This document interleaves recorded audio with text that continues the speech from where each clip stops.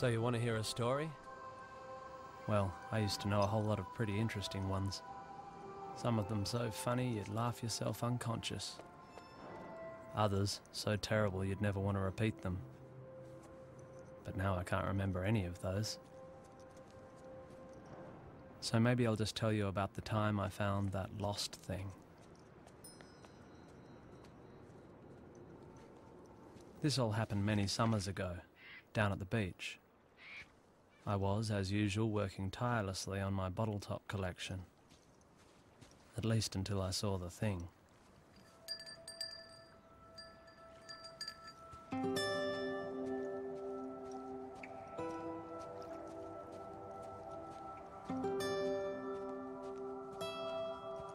It sure wasn't doing much. It just sat there, with a really weird look about it. You know, a sad, lost sort of look. Nobody else seemed to notice it was there. They were all too busy doing other stuff, I guess.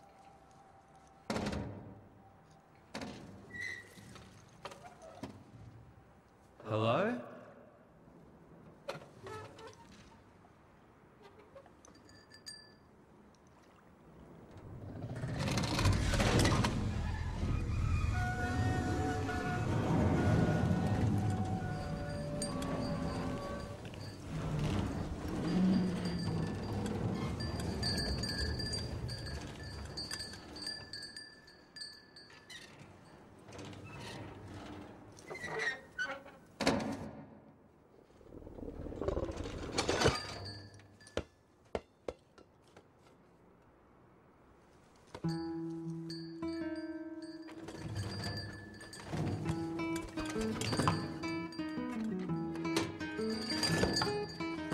Turned out to be really friendly, and I played with the thing for most of the afternoon.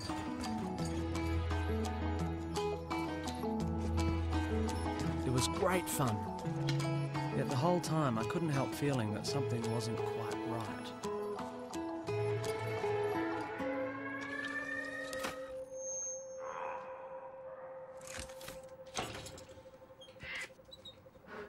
As the hours slouched by, it seemed less and less likely that anyone was coming to take the thing home. Soon there was no denying the unhappy truth. It was lost.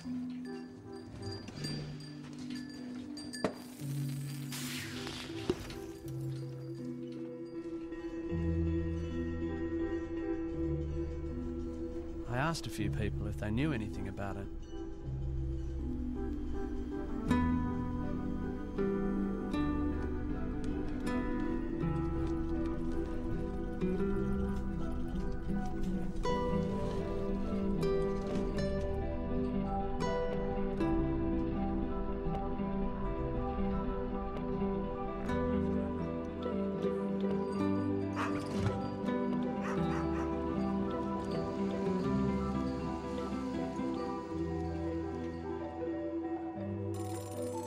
I took the lost thing over to Pete's place. Pete has an opinion on just about everything. Cool, he said. Pete didn't know what the thing was exactly, but he said what he always does, that all physical manifestations could be identified empirically through careful observation, calibrated measurement and controlled experimentation.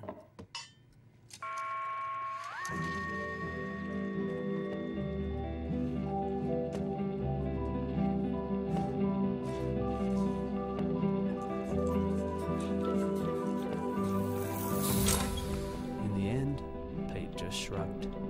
He didn't think the lost thing came from anywhere and didn't belong anywhere either. Some things are like that, he said. They're just plain lost.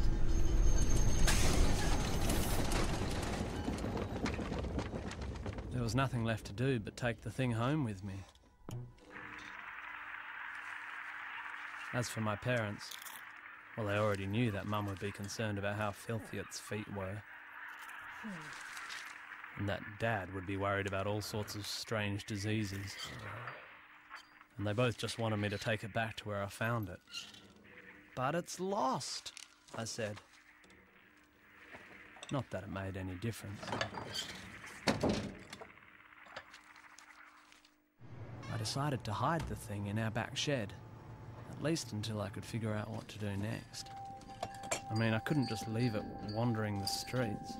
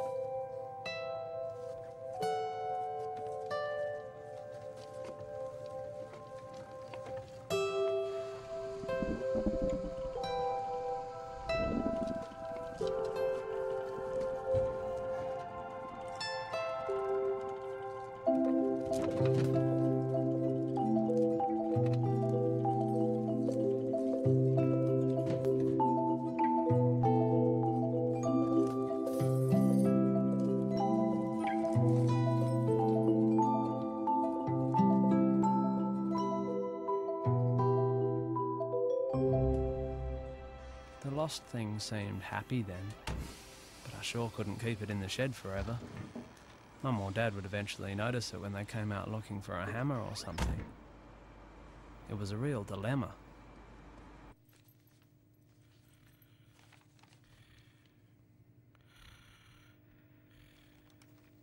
Are you finding that the order of day-to-day life is unexpectedly disrupted?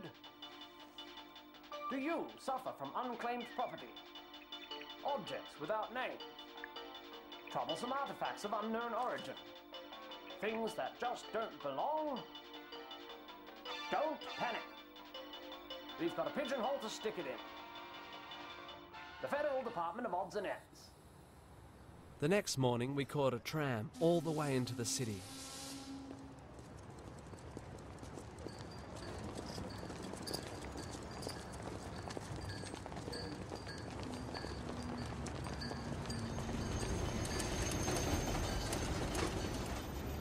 We arrived at a tall, grey building with no windows.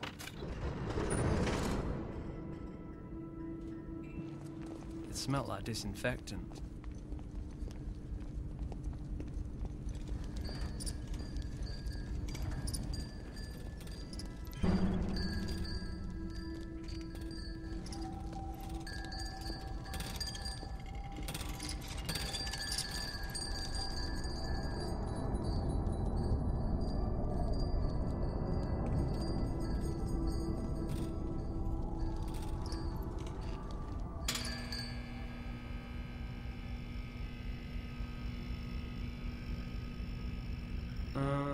I have a lost thing, I called to the receptionist.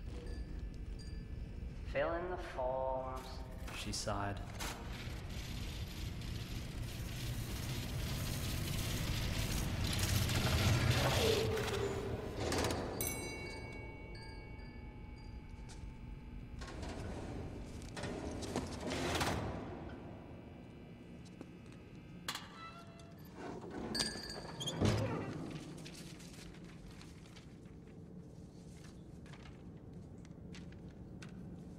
I was looking around for a desk when I suddenly felt something touch my elbow. And then there was a tiny voice. If you really care about that thing, you shouldn't leave it here. This is a place for forgetting, leaving behind. Here, take this. Cheers, I said.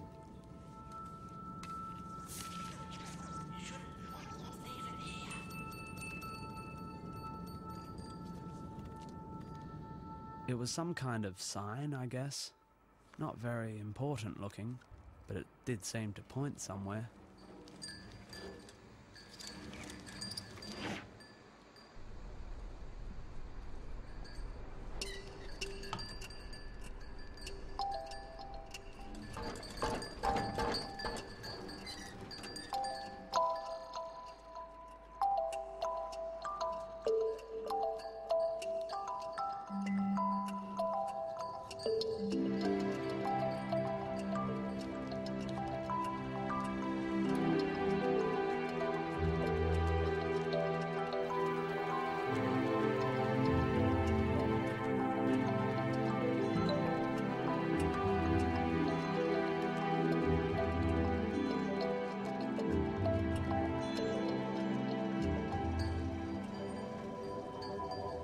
Eventually, we found what seemed to be the right place, in a dark little gap off some anonymous little street. The kind of place you'd never know existed unless you were actually looking for it.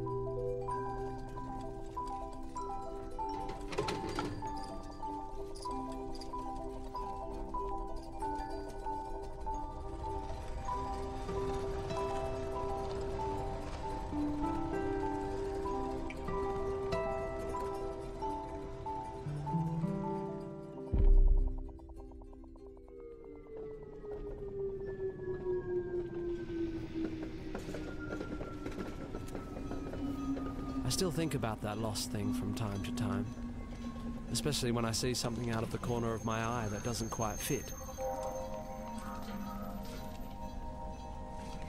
You know, something with a weird, sad, lost sort of look. I see that kind of thing less and less these days. Maybe there aren't many lost things around anymore. Or maybe I've just stopped noticing them. Too busy doing other stuff, I guess.